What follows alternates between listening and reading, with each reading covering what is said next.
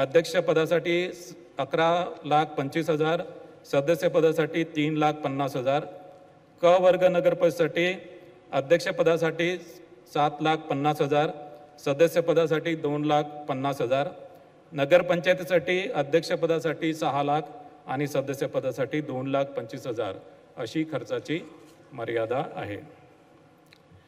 मतदारांसाठी निवडणूक आयोगाने, राज्य निवडणूक आयोगाने जे संकेतस्थळ विकसित केलेले आहे त्यामध्ये त्यांना सर्च फॅसिलिटी दिलेली आहे आणि या सर्च फॅसिलिटीमध्ये जाऊन मतदारांना त्यांचे नाव आणि मतदान केंद्र शोधता येईल.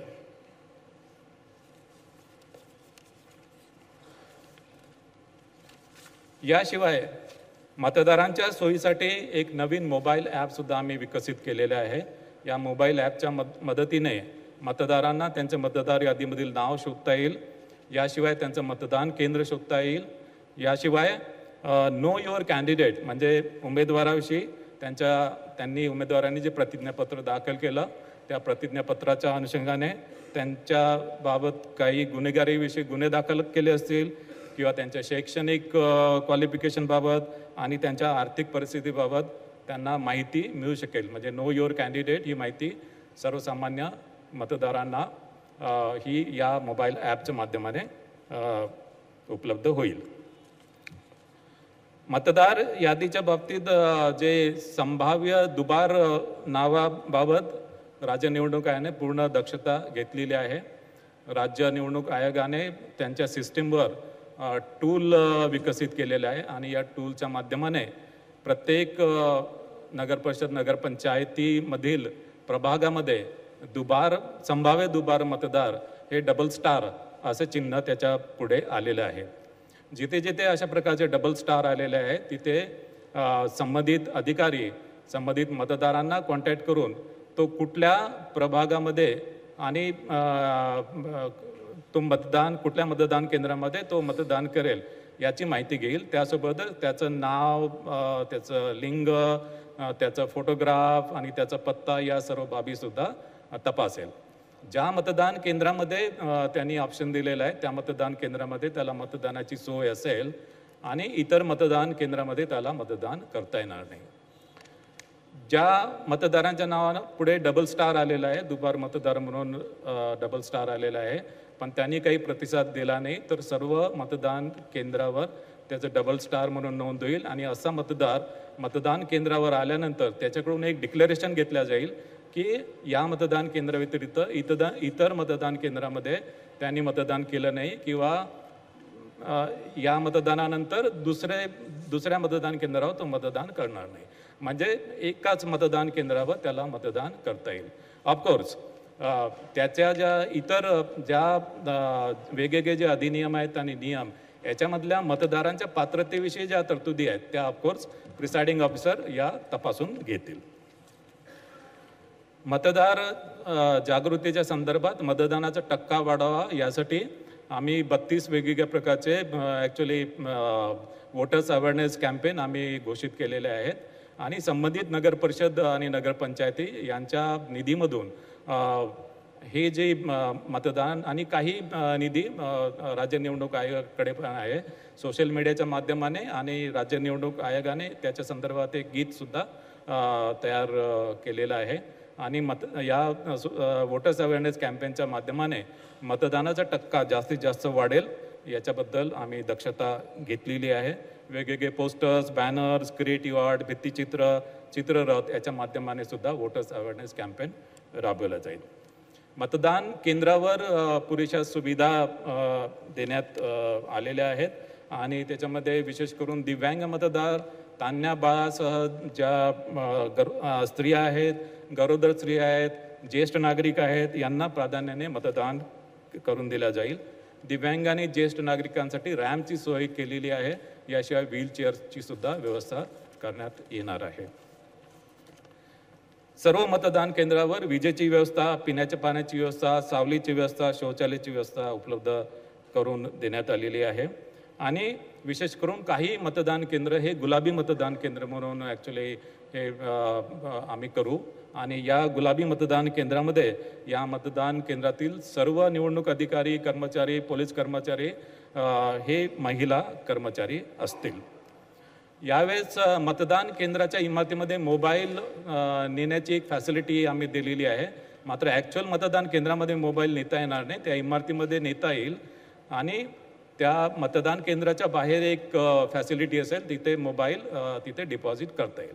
मात्र हे कंपल्सरी नाही आहे. जे निवडणूक निर्णय अधिकारी याच्या संदर्भात निर्णय घेतील की कुठल्या मतदान केंद्रावर ही मोबाईल नेण्याची फॅसिलिटी उपलब्ध करून द्यायची आहे. या निवडणुकीसाठी नगर परिषद नगरपंचायत निवडणुकीसाठी 288 निवडणूक निर्णय अधिकारी आणि 288 सहाय्यक निवडणूक निर्णय अधिकारी यांची व्यवस्था आम्ही केलेली आहे.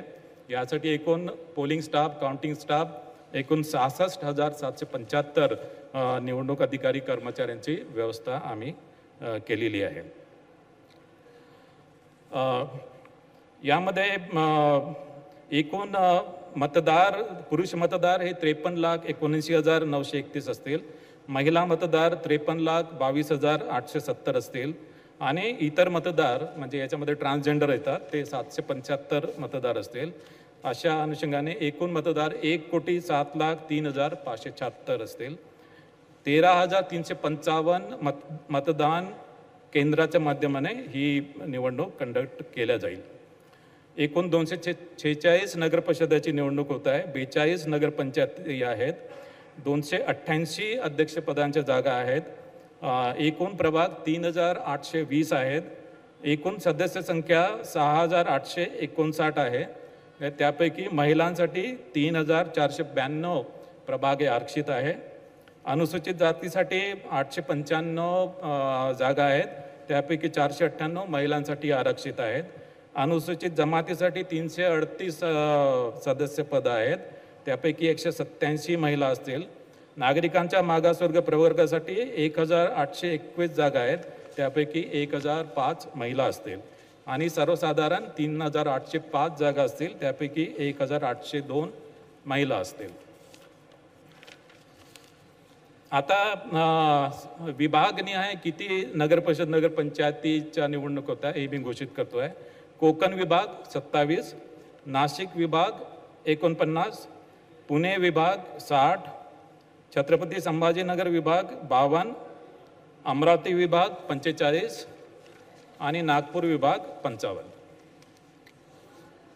हा निवडणूक कार्यक्रम जाहीर झाल्यापासून संबंधित नगरपरिषद नगरपंचायतीच्या कार्यक्षेत्रामध्ये आचारसंहिता लागू करण्यात आलेली आहे आणि ही आचारसंहिता जरी नगरपरिषद नगरपंचायतीच्या कार्यक्षेत्रात जरी लागू असेल तरी अन्य ठिकाणी देखील काही कार्यक्रम किंवा काही निर्णय झाले आणि ते नगरपरिषद नगरपंचायतीच्या मतदारांवर परिणाम करत असतील तर त्याला सुद्धा आचारसंहिता त्याला लागू होईल. मात्र नैसर्गिक आपत्तीबाबत काही उपाययोजना किंवा मदत द्यायची असेल त्याला आचारसंहितेची आडकाठी राहणार नाही. आचारसंहिता आणि कायदा सुव्यवस्था संदर्भात आजच राज्य निवडणूक आयोगाने 2 आदेश जारी केलेले आहे. आता मी नगरपरिषद नगरपंचायत यांचा प्रत्यक्ष निवडणूक कार्यक्रम जाहीर करत आहे. नामनिर्देशन पत्र दाखल करण्यास सुरुवात 10 नोव्हेंबर 2025.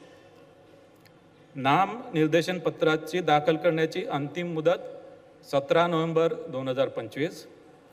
नामनिर्देशन पत्राची छाननी 18 नोव्हेंबर 2025. अपील नसलेल्या ठिकाणी नामनिर्देशन पत्र माघारी घेण्याची अंतिम मुदत 21 नोव्हेंबर 2025.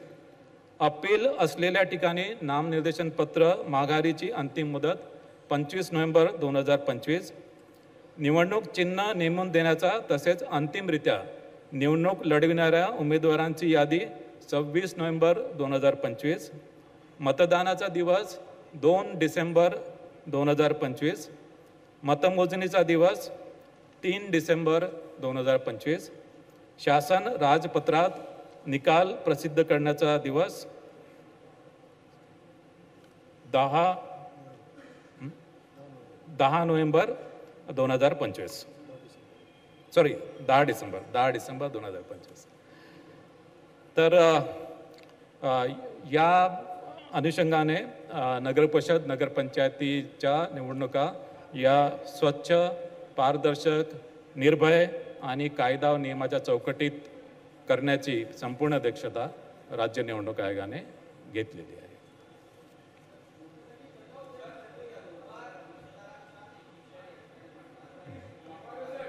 एक करून विचारा. वोटरची कट ऑफ डेट 1 जुलै 2025. मोठ्या प्रमाणात फक्त सत्ताधारी पक्ष सोडले तर सगळे सर्वपक्षीय पक्षांचा विरोध असताना मतदान घेण्यासाठी एवढी घाई का? जोपर्यंत पारदर्शकता येत नाही, मतदार याद्यामध्ये दुबार मतदार आहेत, तिबार मतदार आहेत, एका ठिकाणी एका घरामध्ये 40-45 लोकांनी मतदान केलं, असं असताना मग घाई का मतदान घेण्याची? नाही, दुबार आणि तिबार मतदाराबाबत आम्ही पूर्णपणे उपाययोजना केलेल्या आहे. त्याची मी प्रक्रिया आपल्याला सांगितलेली आहे. जिथे दुबार मतदार, तिबार मतदार आहेत तिथे आमचे लोक संबंधित मतदारांपर्यंत जातील आणि त्यांना विचारतील, त्यांचे ऑप्शन्स घेतील आणि जे मतदार त्या आव्हानाला प्रतिसाद देणार नाही त्याच्यामध्ये सुद्धा त्यांच्याकडून अंडरटेकिंग घेऊन आम्ही त्यांना मतदान करू देणार आहे. विरोधकांचा असाही आरोप आहे की निवडणूक आयोग हे सत्ताधाऱ्यांच्या दबावाखाली काम करत आहे, त्यांच्या सांगण्याप्रमाणे काम करत आहे. कितपत तथ्य आहे याच्यामध्ये? नाही, हे चुकीचं आहे. असं निवडणूक आयोग कोणाच्याही दबावाखाली काम करत नाही. एक मिनिट, विरोधकांनी काही आक्षेप घेतलेत की एका घरामध्ये 40 पेक्षा जास्त मतदार नोंदले गेलेले आहेत, चुकीचे पत्ते आहेत, तर त्या संदर्भात तुम्ही काही उपाययोजना करणार आहात? ती दुरुस्ती करण्यासंदर्भात काय पावलं?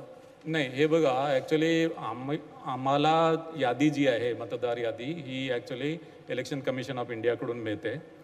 या यादीमध्ये आम्हाला दुबार तिबार मतदाराबाबत आम्हाला ॲक्च्युली कार्यवाही करता येतो, जी आम्ही केलेली आहे. सेकंडली, याच्यामध्ये काही क्लरिकल मिस्टेक्स असतील त्यासुद्धा आम्ही दुरुस्त करतो आहे, केलेल्या आहेत. आणि यामध्ये प्रभाग चुकलेला जर असेल तर प्रभाग ते सुद्धा आम्ही दुरुस्त करतो की ॲक्च्युली एका प्रभागामध्ये पाहिजे मात्र चुकीने दुसऱ्या प्रभागामध्ये गेला आहे, ते सुद्धा आम्ही दुरुस्त करतो आहे. आणि विधानसभेच्या मतदार यादीमध्ये नाव आहे पण या मतदार यादीमध्ये नाव नाही आहे, ती सुद्धा आम्ही नाव त्यामध्ये इन्कॉर्पोरेट करतो आहे. काही पक्षांनी इशारे दिलेले आहेत की मतदान होऊ देणार नाही किंवा मतदान करायला जाऊ नका, अशा पद्धतीच्या जर काही हे आल्या घोषणा तर मग मतदानावरती मोठ्या प्रमाणावरती परिणाम होऊ शकेल आणि मतदानाचे टक्का जो आहे तो मोठ्या प्रमाणावरती खाली येऊ शकेल. त्याबद्दल हे चिंताजनक वाटत नाही का? आम्ही ॲक्च्युली मतदानचं टक्केवारी वाढवण्यासाठी विविध वोटर्स अवेअरनेस कॅम्पेन आम्ही घेतो आहे. त्यानंतर मग जिथे दुबार तिबार मतदार आहे त्या मतदारांपर्यंत आम्ही पोहोचतो आहे. आणि हे जे आमच्या स्तरावर जितकी काही आम्हाला मतदार यादीमध्ये आम्हाला ॲक्च्युली मतदार यादी जितकी स्वच्छ आम्हाला करता येईल त्याप्रमाणे आम्ही कार्यवाही करतो आहे. याशिवाय जिथे एका घरामध्ये अनेक मतदार दाखवले त्या संदर्भात मुख्य निर्वाचन अधिकारी यांनी याच्या आधीसुद्धा त्या संदर्भात खुलासा केलेला आहे. वाघमारे साहेब, स्थानिक निवडणुकांमध्ये मतदारांना मोठ्या प्रमाणात आमिष दाखवली जातात. इकडे वाघमारे साहेब, म्हणजे पैसे वाटप असतील, मद्य वाटप असतील, तर हे रोखण्यासाठी निवडणूक आयोग काही प्रभावी उपाययोजना करणार आहे का? नाही, आम्ही याच्यामध्ये आचारसंहिताचा ऑर्डर काढलेला आहे. या आचारसंहितेच्या ऑर्डर्समध्ये मद्य आणि पैशाचे वाटप याच्याबद्दल सर्व प्रतिबंधक उपाययोजना केलेल्या आहे. पोलीस विभागाला प्रॉपर डायरेक्शन्स दिलेले आहेत आणि यामध्ये सर्व बँका, सर्व पतपेढ्या यांच्या व्यवहारावर पूर्ण लक्ष ठेवणार आहे. याशिवाय विविध प्रकारचे जे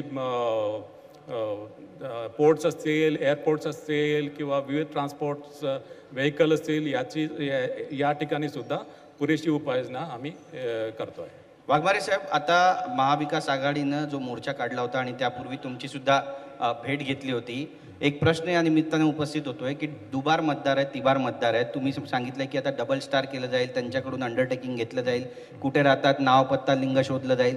मग तुम्ही हे मान्य करता का की यापूर्वी ज्या निवडणुका झालेल्या आहेत, लोकसभेच्या असू द्या, विधानसभेच्या असू द्या, त्यामध्ये सुद्धा हे दुबार मतदार होते आणि त्यांनी मतदान केलंय? यात निवडणूक आयोगाची चूक आहे? नाही, लोकसभा विधानसभा निवडणुकीच्या बाबतीत मी काही कॉमेंट्स करणार नाहीत. वाघमारे सर, सर्वपक्षीय शिष्टमंडळाने तुमची भेट घेतलेली आणि त्या डेलिगेशनने मागण्यांचं एक पत्र दिलं होतं तुम्हाला. त्या संदर्भात तुम्ही केंद्रीय निवडणूक आयोगाशी काही कम्युनिकेशन केलंय का? त्यांना काही प्रस्ताव पाठवलाय का? आणि त्या प्रस्तावाचा सध्याचा स्टेटस काय आहे? ते उत्तर कधी नाही, मिळेल आपल्याला? त्याच्यामध्ये सर्वपक्षीय शिष्टमंडळाने माझी जेव्हा भेट घेतली होती त्यावेळेस त्यांनी मागणी केली की ज्या मागणी केल्या त्या अनुषंगाने मी केंद्रीय निवडणूक आयोगाकडे 15 ऑक्टोबर 2025 पर्यंत, जे 1 जुलैपासून 15 ऑक्टोबर 2025 पर्यंत मतदार यादी मी मागितलेली आहे. मात्र त्या संदर्भात कुठल्याही प्रकारचं कम्युनिकेशन भारत निवडणूक आयोगाकडून वाघमारे सर, सर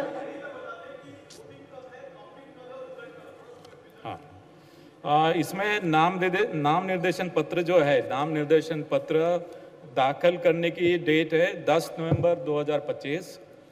नाम निर्देशन दाखल करने के लिए जो चालू करने की डेट है वो 10 नवंबर 2025. नाम निर्देशन पत्र दाखल करने के लिए अंतिम जो डेट है वो 17 नवंबर 2025. नाम निर्देशन पत्र की जो छाननी है उसकी डेट है 18 नवंबर 2025. जहाँ पे अपील नहीं है वहाँ पे नाम निर्देशन पत्र पीछे लेने की अंतिम डेट है 21 नवंबर 2025. जहाँ पे अपील है वहाँ पे नाम निर्देशन पत्र वापस लेने की अंतिम डेट है 25 नवंबर 2025. निवडणूक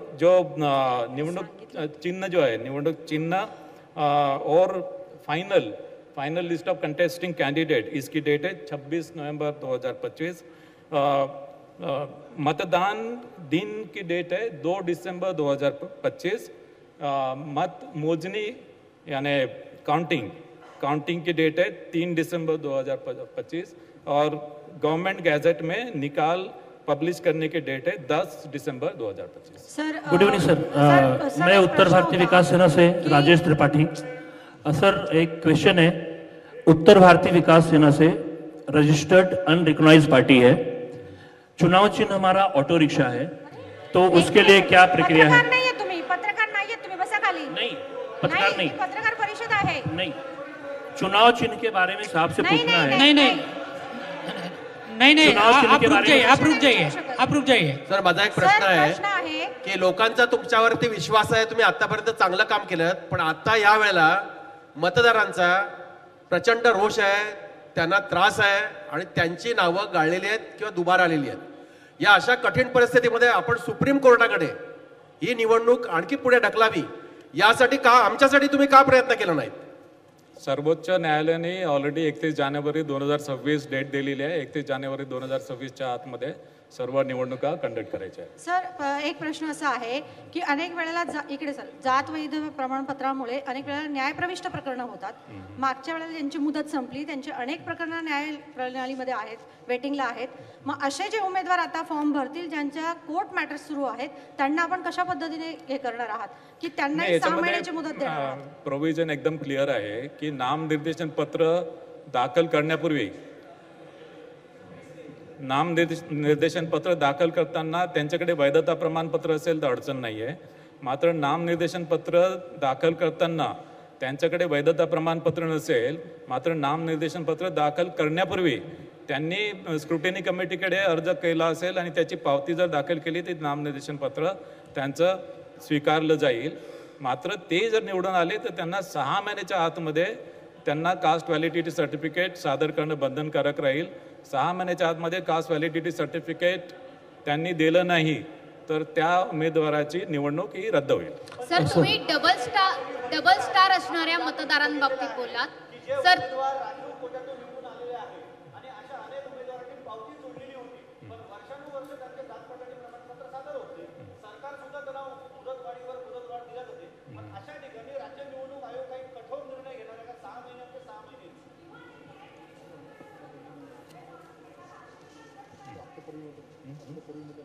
नाही, आता ॲक्च्युली बेसिकली निर्देशनाची जी प्रक्रिया आहे ती आमच्या पर्व्ह्यूमध्ये आहे. एकदा तो निवडून आल्यानंतर गॅझेटमध्ये पब्लिकेशन झाल्यानंतर तिथे राज्य निवडणुकाचा रोल संपतो. त्याच्यानंतर रोल तो राज्य शासनाचा आहे. सर दुबार मतदारांच्या बाबतीत इकडे एक मिनिट, दुबार मतदारांच्या बाबतीत तुम्ही म्हटलात की आम्ही त्यांना चिन्हांकित करणार आहोत, डबल स्टार देणार आहोत. त्याची काही संख्या आपल्याला ठाऊक आहे का? तिची मोजणी आपण केली आहे का? ऍक्च्युली ही जी प्रक्रिया आहे ही ऍक्च्युली आम्ही टूल दिलेला आहे. आणि दुबार म्हणजे त्याला स्टॅम्पिंग नाही, दुबार ते संभाव्य दुबार आहे, संभाव्य दुबार. आता संभाव्य दुबार आमचे कर्मचारी ज्यावेळेस त्या मतदारांकडे जातील, तिथे शहानिशा करतील, त्यावेळेसच कळेल की तो खरोखर दुबार आहे किंवा नाही आहे. त्याच्यामुळे ही संख्या आता मला सांगता येणार नाही, कारण की ही संख्या ही प्रत्येक प्रभागामध्ये वेगवेगळी आहे. ती या सर्व नगरपरिषदांमध्ये ती वेगवेगळी ती संख्या आहे. आणि त्याच्यानंतर ही ॲक्च्युली ज्यावेळेस फायनल होईल, ज्यावेळेस हे संभाव्य दुबार मतदार आपण ॲक्च्युली व्हेरीफाय करू, त्यावेळेसच ॲक्च्युली आपल्याला ही संख्या समजेल. आणि मतदानाच्या सर या साईडला लेफ्ट नंतर राईट.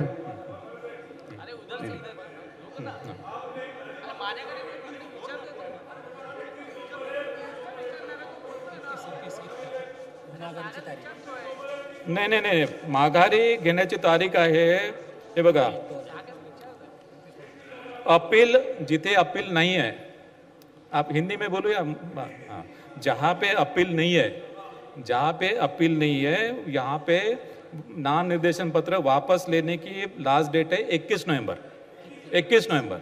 जहाँ पे अपील है वहाँ पे नॉमिनेशन वापस लेने की मुदत है 25 नवंबर. सर एक प्रश्न आहे इकडनं. गेल्या काही दिवसांपासून इलेक्शन कमिशनवर जोरदार टीका झालेली आहे. काही ठिकाणी पुराव्यांसहित प्रदर्शन झालेलं आहे. जसं की आदित्य ठाकरेंनी काही डिजिटलवर दाखवलं कशा प्रकारचे वोटिंग झालेले आहेत. राज ठाकरेंनी रद्दी दाखवली ज्याच्यामध्ये दुबार मतदानाचं होतं. ही नेमकी चूक कोणाची आहे? महाराष्ट्रामध्ये ज्या पद्धतीने मतदान झालेलं आहे, एका घरामध्ये 48 लोक आहेत, 72 लोक आहेत, तर ही नेमकी चूक कोणाची आहे? जर ही महाराष्ट्र निवडणूक आयोगाची नाहीये तर नेमकं ह्याला जबाबदार कोण आहे? नाही, आता ॲक्च्युली जी मतदार यादी आहे, मतदार ही भारत निवडणूक आयोगाकडून मतदार यादी आम्हाला मिळाली. म्हणजे ही चूक भारतीय निवडणूक आयोगाची आहे? आमचे जे पॉवर आहे ते दुबार मतदार आम्ही आयडेंटिफाय केलेले आहेत. आणि याशिवाय ज्यांचे नाव त्याच्यामध्ये आलेले नाही ते सुद्धा आम्ही इन्क्लूड या मतदार यादीमध्ये केलेले आहेत. आणि त्याप्रमाणे ही मतदार यादी फायनली आम्ही पब्लिश केलेली आहे. एका घरात 72 लोकांची जी यादी आहे त्याला जबाबदार कोण आहे? काय? एका घरात 72 लोकांची यादी आहे, सुलभ शौचालय असेल किंवा आयुक्तांच्या घरात जी यादी आहे त्याला जबाबदार नेमकं कोण आहे? नाही, आता याच्यामध्ये ही जी यंत्रणा आहे, मतदार यादीची यंत्रणा वेगळी आहे.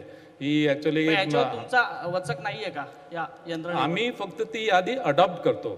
आम्ही फक्त ती जी यादी ती अडॉप्ट करतो. एक पर्टिक्युलर डेट ठरवतो आणि त्या डेटला ती यादी आम्ही अडॉप्ट करतो. त्याची शहानिशा कोण करतं?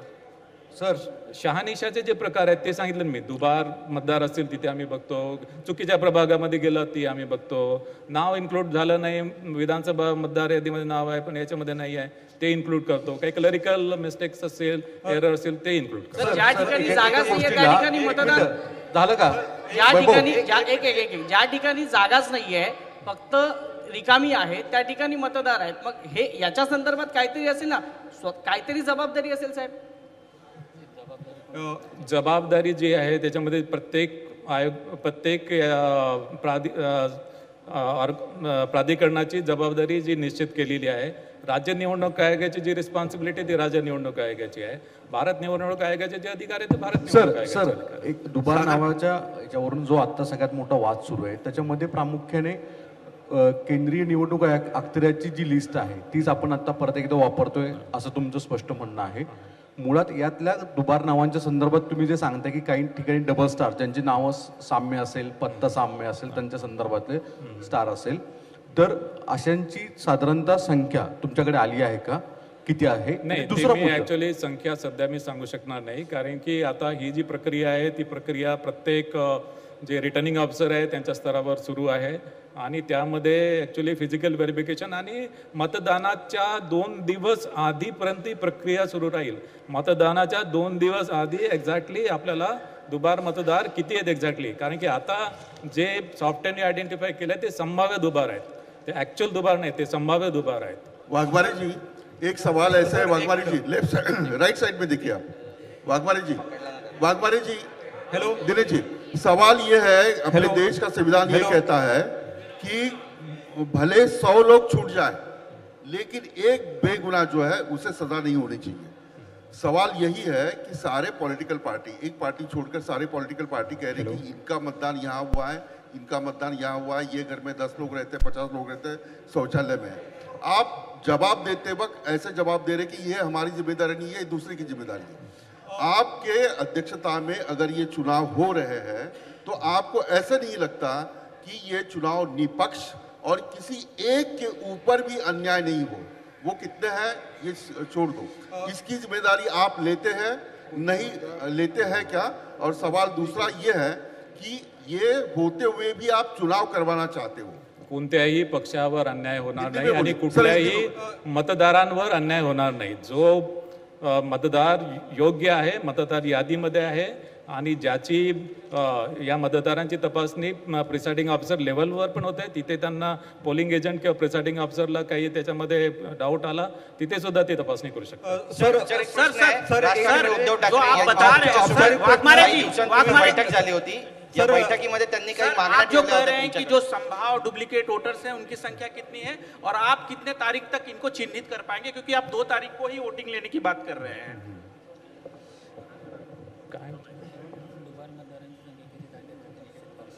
नाही, मतदानाच्या 2 दिवस आधी एक्झॅक्टली जे फिगर्स आहेत ते अभी मेरे पास अप्रॉक्सिमेट फिगर नहीं है। सर राज ठाकरे, उद्धव ठाकरे आणि महाविकास आघाडीचे सगळ्या नेत्यांनी तुमच्यासोबत एक बैठक घेतली होती, काही मागण्या त्यांनी तुमच्याकडे ठेवल्या होत्या, त्या तुम्ही पूर्ण करणार आहात का? आणि या बैठकीच्या पुढे नेमकं काय झालं? सर्व पक्षाची बैठकीच्या अनुषंगाने आम्ही भारत निवडणूक आयोगाला प्रस्ताव पाठवलेला आहे 15 ऑक्टोबर पर्यंतची यादी द्यायला। त्याला अजूनपर्यंत रिस्पॉन्स नाही आहे, मी आधी सांगितलेलं आहे ते। सर, आपण जी निवडणूक जाहीर करत आहात ही राजकीय पक्ष आणि मतदार यांच्यासाठी आपण ती निवडणूक जाहीर करतोय।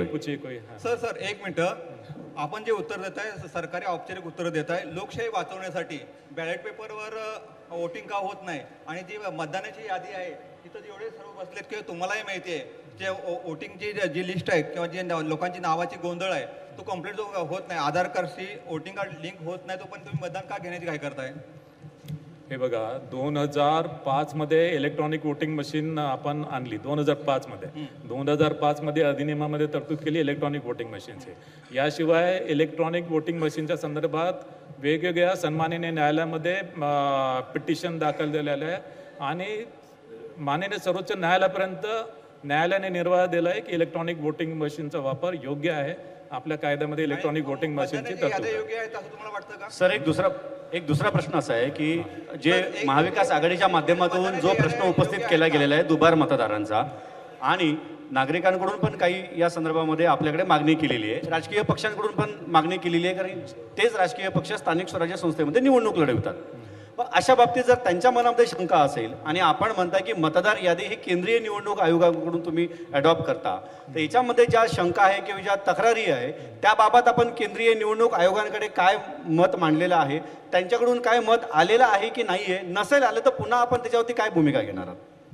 नाही, सर्वपक्षीय शिष्टमंडळाने महत्त्वाची जी मागणी केली होती की त्यांनी 15 ऑक्टोबरपर्यंत मतदार यादी मागितलेली होती आणि ती आम्ही भारत निवडणूक आयोगाकडे मागणी केलेली आहे, त्याचं उत्तर अजून आलेलं आहे।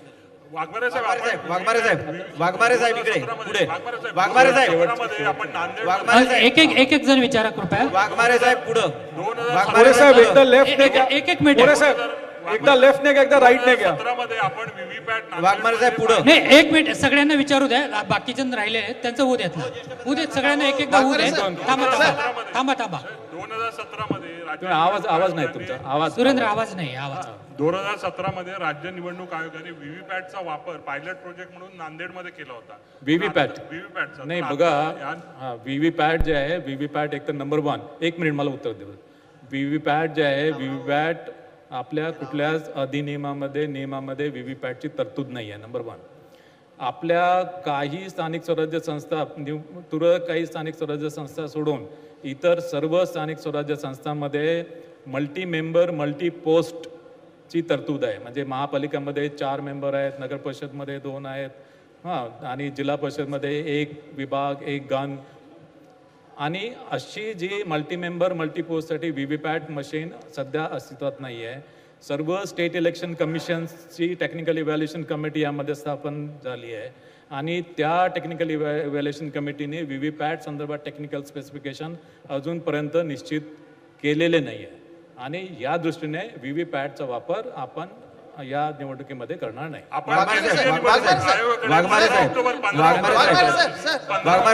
पंधरा ऑक्टोबर पर्यंतची आपण वोटर्स लिस्ट मागितलेली आहे. तर हे जे 1 जुलैचा जो कट ऑफ डेट आहे तो उर्वरित निवडणुकांसाठी जर त्यांनी लिस्ट दिली तर हा कट ऑफ डेट जी आहे ती वाढून 15 ऑक्टोबर होईल का?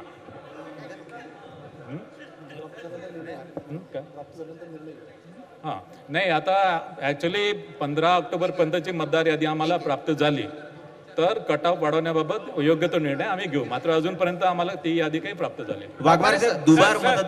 दुबार एक सवाल ये है कि आपने कहा कि जो डबल वोटर्स हैं उधर 2 बार स्टार मार्क करेंगे और अंडरटेकिंग लेंगे. उसके बाद गारंटी क्या है कि वो आदमी या उनके नाम पर कोई दूसरा आदमी जाकर वोट नहीं करेगा? यही सबसे बड़ा सवाल जो है विपक्ष की ओर से भी पूछा जा रहा है. तो केवल अंडरटेकिंग लेना है या उसके आगे आप लोग क्या करने वाले हैं, ये एक सवाल.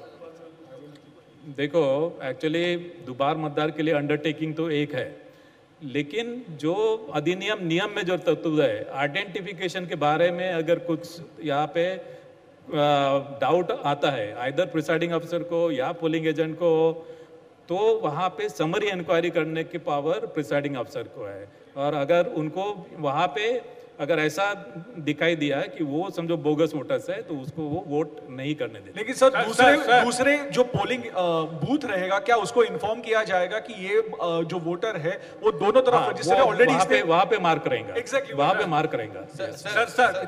The basic demand of the opposition leaders who have met you and the CEO of the Maharashtra, they were asking for a special summary revision before to carry out this local body elections. And I think the CEO has already written a letter to the Election Commission of India. Is there any response from the Election Commission of India? If not, then why state is in a hurry to carry out these elections? Regarding what?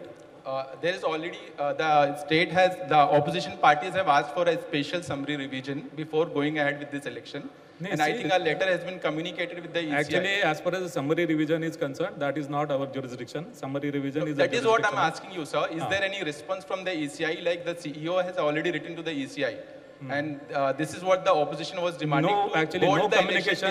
No communication by ECI about either summary revision or intensive revision to us. Sir, election programme till आपने election programme 10 दिसंबर तक announce किया है. Municipal corporation के चुनाव कब होंगे और 31 जनवरी के अंदर आप ले पाएंगे, ये आप कॉन्फिडेंट है क्या? 31 जनवरी के अंदर हमको सब इलेक्शन लेना है माननीय supreme court K order say. All elections has to be conducted by 31st January under any circumstances. Waghmare साहेब, बरेच मतदार वाघमारे साहेब बरेच मतदार असे असतात ज्यांची यादीमध्ये नावं नसतात.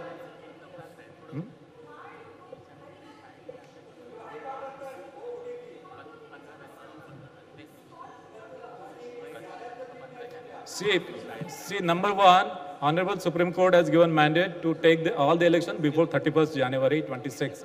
I have to follow that order. And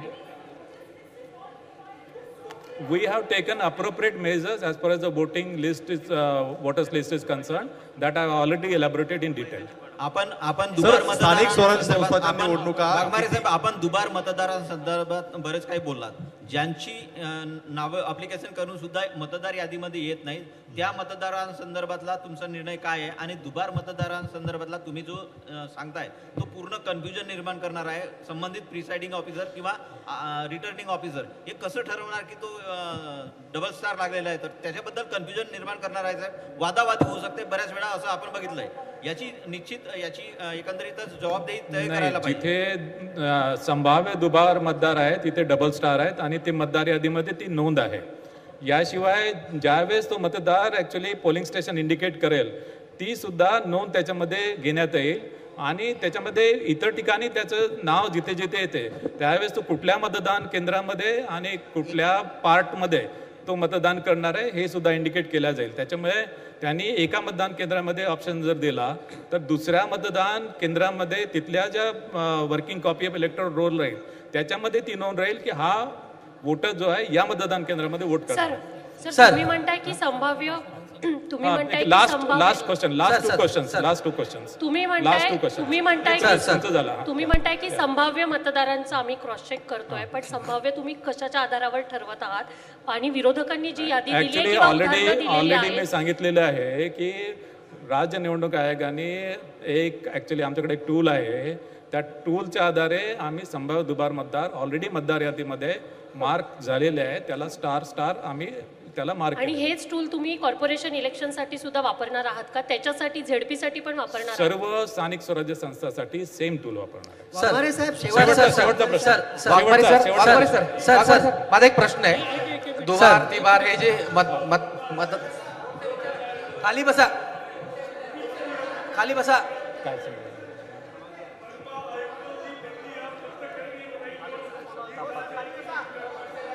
मनपा आयुक्त